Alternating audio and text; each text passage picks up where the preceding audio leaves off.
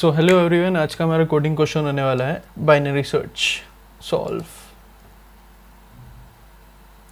ये एक easy level का क्वेश्चन है और इसमें हम लोग दो चीज़ों पे ध्यान देंगे। पहली है सॉर्टिंग, दूसरी है सर्चिंग।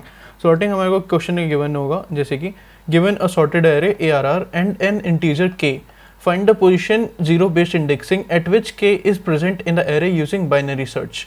हमारे को करना क्या है कि हमारे को एक एरे गिवन है और एक टारगेट वैल्यू गिवन है। अब हमारे को ये ढूंढना है कि ये टारगेट वैल्यू इस एरे में किस जगह पे है, और प्रोवाइडेड हमारे पास जो एरे है वो सॉर्टेड है। ठीक है, अब अगर ये सॉर्टेड नहीं होता तो, और हम बाइनरी सर्च का यूज़ नहीं कर रहे होते, तो हम लोग ब्रूट फोर्स जाते। उसमें हम क्या करते कि हम लोग एरे की हर एक इंडेक्स पे जा करके चेक करते कि क्या, जैसे सपोज करके ये एक जीरो इंडेक्स पे 1 है, क्या जीरो इंडेक्स पे जो वैल्यू है वो हमारे टारगेट के इक्वल है, यानी कि 4 के इक्वल है? नहीं। यहाँ पे 1 पे 4 है? नहीं। 2 पे 4 है? नहीं। तो थर्ड इंडेक्स पे हमारे को 4 मिलेगा, तो 4 अपीयर एट इंडेक्स 3।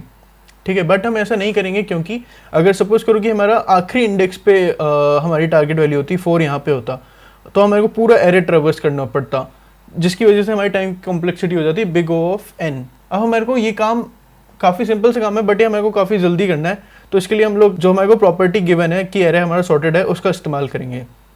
ठीक है, तो इसमें हम क्या करेंगे कि मिड निकालेंगे। मिड क्या होगा? मिड होगा हमारा इस एरे का मिड पॉइंट। तो जैसे कि हम देख सकते हैं कि यहाँ पे सेकेंड इंडेक्स जिस पे वैल्यू 3 है वो इस एरे का मिड है। ठीक है, अब हमारे पास एरे सॉर्टेड गिवन है, अगर यहाँ पे 3 है तो इसके आगे वाली वैल्यू इससे ग्रेटर होगी, तो 4 इसके आगे वाले हाफ में होगा, ना कि इसके पीछे वाले में। तो हम लोग सिर्फ सेकेंड पार्ट ऑफ एरे को ही कंसिडर करेंगे और फर्स्ट पार्ट को ऑफ एरे नेग्लेक्ट कर देंगे। तो इसी के लिए आओ कोड लिखते हैं। तो सबसे पहले तो दो पॉइंटर बना लेते हैं, इंट स्टार्ट इक्वल 0, यानी कि हमारी पहली इंडेक्स के लिए, और फिर int start and equal ARR dot length -1।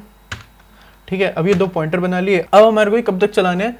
Suppose करके हमने एक बार मिड निकाल लिया, उसके बाद में जब हम सेकेंड हाफ में आ गया यहाँ पे, तो चलो हमारे को सेकेंड मिड पे ही 4 मिल गया। अगर ऐसा नहीं होता तो हम लोग इस एरे को स्टॉप करना पड़ेगा ना। तो ये कब तक चलेगा? जब तक जो हमारा एंड है वो स्टार्ट के ग्रेटर और इक्वल टू रहेगा, तब तक हम चलाएंगे। तो हम लोग एक वाइल लूप चलाते हैं, जिसमें हम लिखेंगे while and is greater than और इक्वल टू स्टार्ट।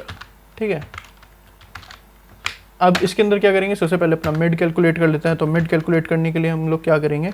एवरेज ले लेंगे। एवरेज लेने का सिंपल तरीका क्या है? यहाँ पे वैसे तो तुम दोनों को असम्बली करके 2 से डिवाइड कर दोगे तो भी एवरेज आ जाएगा, बट क्योंकि एरे हमारा काफ़ी बड़ा हो सकता है, और उस केस में अगर हम काफ़ी बड़ी वैल्यू में और कुछ significant amount of value add करेंगे, तो फिर हमारा जो इंट की एक डिफाइंड लेंथ होती है, उससे बड़ी वैल्यू हमारे को मिलेगी, जिसकी वजह से हमारा आंसर गलत हो सकता है या फिर कोई एरर थ्रो हो सकता है। तो इसके लिए हम क्या करेंगे?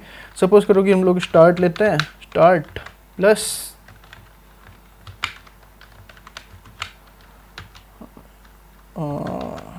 And minus start divided by 2। अगर तुम इसको सॉल्व भी करोगे तो हमारे पास क्या आएगा? तो हमारे पास आएगा and plus start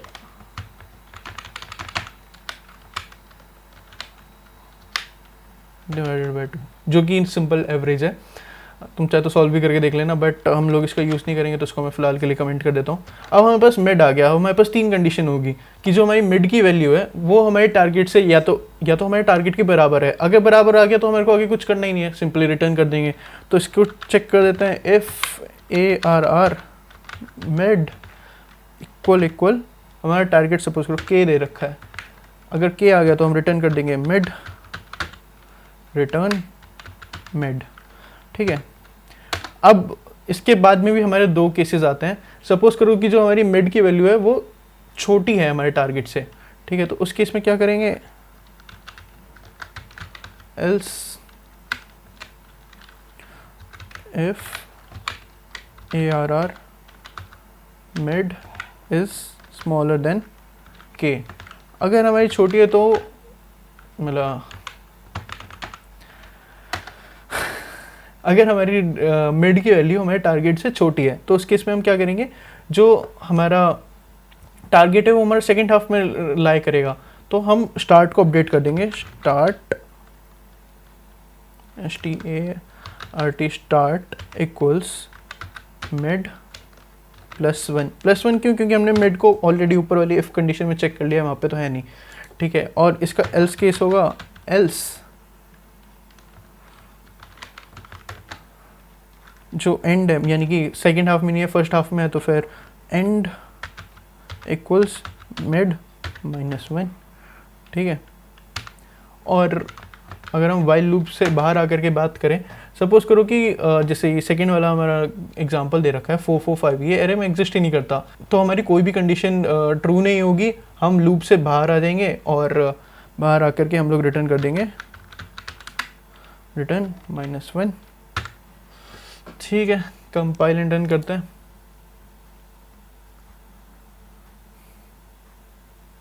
compilation error, यहीं पे क्या एरर है, ये डिवाइडेड बाय 2, ओके।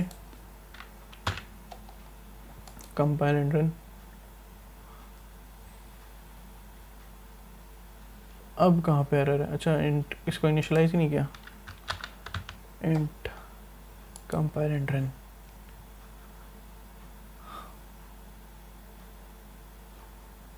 हमारा एक्सपेक्टेड आउटपुट और हमारा आउटपुट मैच हो रहा है, तो चलो इसको सबमिट भी कर देते हैं।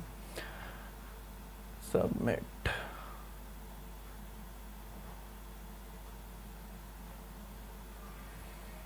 तो ये पूरा सभी टेस्ट केसेस हमारे पास हो चुके हैं।